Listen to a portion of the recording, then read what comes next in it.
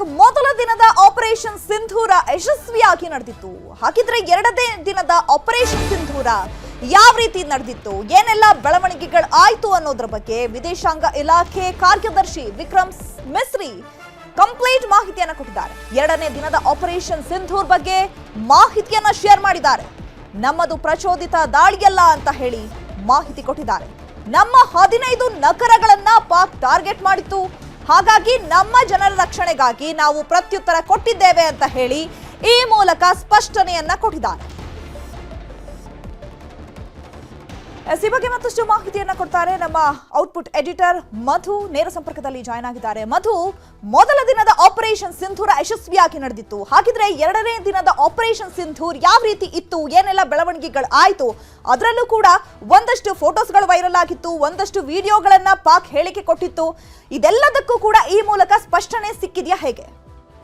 ಚೈತ್ರ, ಇಂತಹ ತುರ್ತು ಸಂದರ್ಭಗಳಲ್ಲಿ ಇಂತಹ ತುರ್ತು ಸುದ್ದಿಗೋಷ್ಠಿಗಳ ಒಂದು ಸಂದೇಶ ಮತ್ತು ಏನು ಸ್ಪಷ್ಟತೆ ತುಂಬ ಸರಳವಾಗಿದೆ. ಯಾವ ಕಾರಣಕ್ಕೆ ಮಾಡಲಾಗುತ್ತೆ, ಒಂದು ನಾವು ಯಾವ ವಿಚಾರಕ್ಕಾಗಿ ಈ ಒಂದು ದಾಳಿಗಳನ್ನು ಪ್ರತಿದಾಳಿಗಳನ್ನು ಮಾಡಿದ್ದೀವಿ ಅನ್ನೋದನ್ನು ಜಾಗತಿಕವಾಗಿ ತಿಳಿಸಬೇಕು, ಮತ್ತು ಇಂತಹ ಅಪ್ರಚೋದಿತ ದಾಳಿಗಳಿಗೆ ಕೈ ಹಾಕಿದ್ರೆ ನಿಮಗೆ ಯಾವ ರೀತಿಯ ಯಾವ ಪ್ರಮಾಣದ ಯಾವ ದೊಡ್ಡ ಮಟ್ಟದಲ್ಲಿ ಡ್ಯಾಮೇಜ್ ಆಗುವಂಥ ತಕ್ಕ ಉತ್ತರ ನಿಮಗೆ ಸಿಗುತ್ತೆ ಅನ್ನುವಂಥ ಒಂದು ಸಂದೇಶವನ್ನು ಕೂಡ ಪಾಕಿಸ್ತಾನಕ್ಕೆ ಕೊಡಬೇಕು. ಸೊ ಎರಡು ಉದ್ದೇಶಗಳಿಗಾಗಿ ಇಂತಹ ದಾಳಿಗಳಾದಾಗ ಈ ಒಂದು ಸ್ಪಷ್ಟನೆಯನ್ನು ಕೊಡ್ತಾ ಇದೆ. ಯಾಕಂದರೆ ಜಾಗತಿಕವಾಗಿ ಭಾರತಕ್ಕೆ ಜವಾಬ್ದಾರಿ ಇದೆ. ಪಾಕಿಸ್ತಾನದ ರೀತಿ ಯಾರಿಗೂ ಹೋಗಿ ಸುಮ್ಮನೆ ಕೂತಿರೋರಿಗೆ ಚಿವುಟಿ ತೀಟೆ ಮಾಡುವಂಥ ಬುದ್ಧಿಯಲ್ಲ. ನಾವು ವಿಶ್ವ ಶಾಂತಿಯ ಪರವಾಗಿರುವಂತವರು ಮತ್ತು ಉಕ್ರೇನ್ ರಷ್ಯಾದ ಯುದ್ಧದ ಸಂದರ್ಭದಲ್ಲೂ ಕೂಡ ಮಧ್ಯಸ್ಥಿಕೆಯನ್ನು ವಹಿಸಿ ಇಬ್ಬರಿಗೂ ಕೂಡ ಒಂದು ವೇದಿಕೆಗೆ ತರಬೇಕು ಅಂತ ಶತಪ್ರಯತ್ನಗಳನ್ನು ಮಾಡ್ತಾ ಇದ್ದಂಥ ಅಗ್ರಗಣ್ಯ ರಾಷ್ಟ್ರ ನಮ್ಮ ಭಾರತ. ಸೊ ಈ ಹಿನ್ನೆಲೆಯಲ್ಲಿ ಇಂಥವರೇ ಈ ರೀತಿ ಅಪ್ರಚೋದಿತವಾಗಿ ಪಾಕಿಸ್ತಾನದ ಮೇಲೆ ದಾಳಿ ಮಾಡ್ತಾ ಇದ್ದಾರೆ, ಅಮಾನ್ಯವಾಗಿ ದಾಳಿ ಮಾಡ್ತಾ ಇದ್ದಾರೆ ಅಂತ ಪಾಕಿಸ್ತಾನದ ಸೋಕಾಲ್ಡ್ ಮೀಡಿಯಾಗಳು ಅಲ್ಲಿನ ಸೋಕಾಲ್ಡ್ ವಿರಾವೇಶದ ನಾಯಕರುಗಳು ಭಾಷಣಗಳನ್ನು ಬೊಬ್ಬೆಗಳನ್ನು ಮಾಡುವಾಗ ಜಾಗತಿಕವಾಗಿ ನಾವು ಸಂದೇಶವನ್ನು ಕೊಡಬೇಕಾಗತ್ತಲ್ಲ.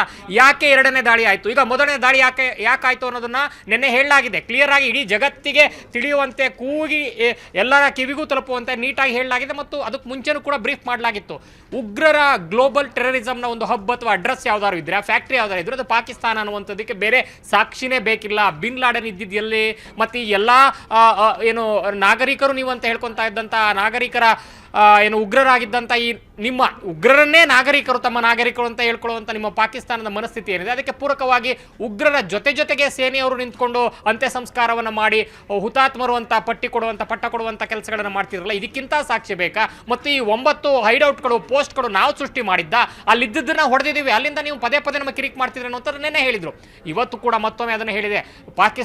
ಭಾರತ ಪಾಕಿಸ್ತಾನದ ಹಲವು ನಗರಗಳಲ್ಲಿ ಅಪ್ರಚೋದಿತವಾಗಿ ಡ್ರೋನ್ ಬ್ಲಾಸ್ಟ್ಗಳನ್ನು ಮಾಡಿದೆ, ಮತ್ತೊಂದು ಮಾಡಿದೆ, ನಮ್ಮನ್ನು ಯುದ್ಧಕ್ಕೆ ಮಾಡ್ತಾ ಇದ್ದಾರೆ ಅಂತ, ಯುದ್ಧಕ್ಕೆ ಮತ್ತೆ ನಮ್ಮನ್ನ ದಾಳಿ ಮಾಡ್ತಾ ಇದ್ದಾರೆ ಅನ್ನುವಂಥ ಒಂದು ಅಪಪ್ರಚಾರವನ್ನು ಏನು ಮಾಡ್ತಾ ಇತ್ತಲ್ಲ ಪಾಕಿಸ್ತಾನ, ಒಂದು ಸುಡು ಸುದ್ದಿಯನ್ನು ಹಬ್ಬಿಸುವಂಥ ಪ್ರಯತ್ನವನ್ನು ಇಲ್ಲ ನಾವು ಮಾಡಿದ್ದೀವಿ. ಆದರೆ ಮಾಡಿರೋದು ಯಾಕೆ ಅಂತಂದರೆ, ನಿಮ್ಮ ಏನು ಏರ್ ಡಿಫೆನ್ಸ್ ಅನ್ನು ಇಟ್ಕೊಂಡು ನಮ್ಮನ್ನು ಅಟ್ಯಾಕ್ ಮಾಡುವಂಥ 15 ನಗರಗಳನ್ನು ಟಾರ್ಗೆಟ್ ಏನು ಮಾಡ್ಕೊಂಡಿರಲ್ಲ, ಅದಕ್ಕೆ ನಾವು ಪ್ರತ್ಯುತ್ತರ ಕೊಡಲೇಬೇಕಲ್ಲ. ಅದಕ್ಕೋಸ್ಕರ ನಾವು ಕೊಟ್ಟಿದ್ದೀವಿ. ಇದು ನಮ್ಮದು ಪ್ರಚೋದಿತ ದಾಳಿಯಲ್ಲ, ನಮ್ಮ ರಕ್ಷಣೆಗೆ ಕೊಟ್ಟಿರುವಂಥ ಪ್ರತಿಕ್ರಿಯೆ, ಕ್ರಿಯೆಗೆ ತಕ್ಕ ಪ್ರತಿಕ್ರಿಯೆ ಅನ್ನುವಂಥ ಮಾತನ್ನು ಇವತ್ತು ವಿದೇಶಾಂಗ ಇಲಾಖೆಯಿಂದ ಇಡೀ ಜಾಗತಿಕವಾಗಿ ಏನು ಸಂದೇಶ ಕೊಡಬೇಕಾಗಿತ್ತು ಅದನ್ನು ಕೊಡಲಾಗಿದೆ. ಮತ್ತು ರಕ್ಷಣಾ ಇಲಾಖೆಯಿಂದ ನಾವು ಯಾವ ರೀತಿ ಸಕ್ಸಸ್ಫುಲ್ ಆಗಿ ಅವರ ಎಲ್ಲ ಮಿಸೈಲ್ಗಳನ್ನು ನ್ಯೂಟ್ರಲೈಸ್ ಮಾಡಿ ಮತ್ತು ಅವರ ಲಾಹೋರ್ನ ಡಿಫೆನ್ಸ್ ಸಿಸ್ಟಮ್ ಏರ್ ಡಿಫೆನ್ಸನ್ನು ಯಾವ ರೀತಿ ನ್ಯೂಟ್ರಲೈಸ್ ಮಾಡಿದ್ದೀವಿ ಅನ್ನುವಂಥದ್ದನ್ನು ಕ್ಲಿಯರ್ ಆಗಿ ಹೇಳಲಾಗಿದೆ. ಸೊ ಈ ಮೂಲಕ ಮತ್ತೊಮ್ಮೆ ಭಾರತ ನಮ್ಮ ವಿರುದ್ಧ ಏನಾದರೂ ಕೆಣಕುವಂಥ ಮತ್ತೆ ದಾಳಿ ಮಾಡ್ತೀವಿ ಅಂತ ವಿರಾವೇಶದ ಮಾತುಗಳನ್ನು ನಿಮ್ಮ ಪಾಕಿಸ್ತಾನದಲ್ಲಿ ಆಡಿಕೊಂಡು ಮತ್ತೆ ನಮ್ಮ ಸುದ್ದಿಗೆ ತಂಟೆಗೆ ಬಂದರೆ ಇದರ 10 ಪಟ್ಟು 100 ಪಟ್ಟು ಪೆಟ್ಟನ್ನು ನೀವು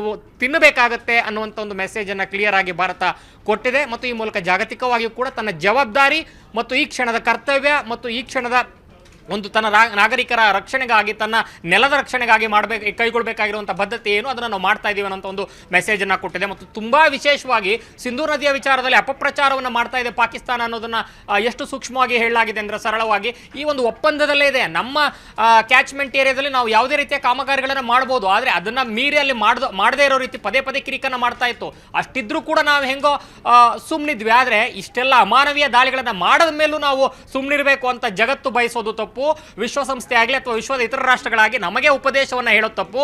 ಇಡೀ ವಿಶ್ವಸಂಸ್ಥೆಯಲ್ಲಿ ಅಥವಾ UN ಡೆಸಿಗ್ನೇಟೆಡ್ ಟೆರರಿಸ್ಟ್ಗಳು ಯಾರ್ಯಾರಿದಾರಲ್ಲಪ್ಪ ಅವರೆಲ್ಲರೂ ಕೂಡ ಬಹಿರಂಗವಾಗಿ ಇಡೀ ಜಗತ್ತಿನ ಕಣ್ಣುಗಳೆಲ್ಲವೂ ಕೂಡ ಕಣ್ಣುಗಳಿಗೆ ಕಾಣುವಂತೆ ಆ ಉಗ್ರರ ಅಂತ್ಯ ಸಂಸ್ಕಾರದಲ್ಲಿ ಭಾಗವಹಿಸ್ತಾರೆ. ಅದರ ಪಕ್ಕ ಸೇನೆ ಇದೆ, ಅದನ್ನ ಮಾತ್ರ ನೀವು ನೋಡ್ತಾ ಇಲ್ಲ. ಆದರೆ ಈ ವಿಚಾರದಲ್ಲಿ ನಮಗೆ ಉಪದೇಶವನ್ನ ಕೊಡಕ್ಕೆ ಬರಬೇಡಿ.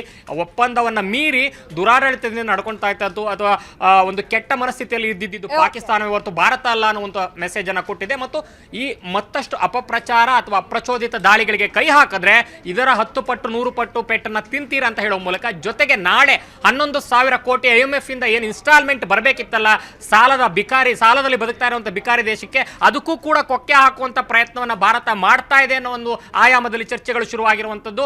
IMF ನ ಮುಖ್ಯಸ್ಥರು ಪ್ರಧಾನಿ ನಿವಾಸದಲ್ಲಿ ಈಗಾಗಲೇ ಮಾತಾಡ್ಕೊಂಡು ಹೋಗಿರುವಂತದ್ದು. ಆ ಮಾತುಕತೆಯಲ್ಲಿ ಹಲವಾರು ಆಯಾಮಗಳು, ಬೇರೆ ಬೇರೆ ಚರ್ಚೆಗಳಾಗಿದ್ರು ಕೂಡ ಜಾಗತಿಕ ಟ್ರೇಡ್ ವಾರು, ಟ್ಯಾರಿಫ್ ವಾರು ಮತ್ತು ಒಪ್ಪಂದಗಳು, ಟ್ರೇಡ್ ಡೀಲು, ಯುರೋಪಿಯನ್ ಟ್ರೇಡ್ ಎಲ್ಲ ಬಗ್ಗೆ ಮಾತನಾಡ್ತಾ ಇದ್ರು ಕೂಡ ಅದರ ಆಚೆಗೂ ಕೂಡ ಪಾಕಿಸ್ತಾನದ ಅಜೆಂಡಾ ಉಗ್ರರನ್ನ ಇಡೀ ವಿಶ್ವಸಂಸ್ಥೆಯ ಸಾಲದಲ್ಲಿ, ವಿಶ್ವ ಬ್ಯಾಂಕ್ನ ಸಾಲದಲ್ಲಿ ಉಗ್ರರನ್ನ ಪೋಷಣೆ ಮಾಡ್ತಾ ಇದೆ ಪಾಕಿಸ್ತಾನ ಮತ್ತು ಭಾರತದ ವಿರುದ್ಧ ಮತ್ತು ಜಾಗತಿಕವಾಗಿ ತೊಂದರೆಯನ್ನು ಕೊಡ್ಲಿಕ್ಕೆ ಅನ್ನುವಂಥ ಒಂದು ಮಹತ್ವದವಾದಂತಹ ಮಾತುಕತೆಯನ್ನ ಈ ಒಂದು ವೇದಿಕೆಯಲ್ಲಿ ಆಡಲಾಗಿದೆ, ಈ ಒಂದು ಸಭೆಯಲ್ಲಿ ಆಡಲಾಗಿದೆ ಅನ್ನುವಂಥ ಮಾಹಿತಿಗಳು ಕೂಡ ಬರ್ತಾ ಇದೆ. ಸೊ ಇವತ್ತಷ್ಟೇ ಅಲ್ಲ, ನಾಳೆ ಮತ್ತೊಂದು ಸ್ಟ್ರೈಕು, ಬೇರೆ ರೀತಿಯ ಸ್ಟ್ರೈಕು, ಹಣಕಾಸಿನ ಸ್ಟ್ರೈಕು ದೊಡ್ಡ ಮಟ್ಟದಲ್ಲಿ ಆಗುವ ಮುನ್ಸೂಚನೆಗಳು ಇವತ್ತಿನ ಆ ಮೀಟಿಂಗ್ ಅಲ್ಲೂ ಕೂಡ ಸಿಕ್ಕಿದೆ. ಈ ಮೂಲಕ 360 ಡಿಗ್ರಿಯಲ್ಲಿ ಪಾಕಿಸ್ತಾನವನ್ನು ಕಟ್ಟು ಹಾಕುವಂತ, ಮತ್ತಷ್ಟು ಪೇಚಾಟಕ್ಕೆ, ಪರದಾಟಕ್ಕೆ ಸಿಲುಕಿಸುವಂತ ಪ್ರಯತ್ನಗಳು, ಭಾರತದ ಪ್ರಯತ್ನಗಳು ಮುಂದುವರೆದಿವೆ. ಚೈತ್ರ, ಓಕೆ, ಥ್ಯಾಂಕ್ ಯು ಮಧು ತಮ್ಮೆಲ್ಲ ಇನ್ಫಾರ್ಮೇಶನ್ಗೆ.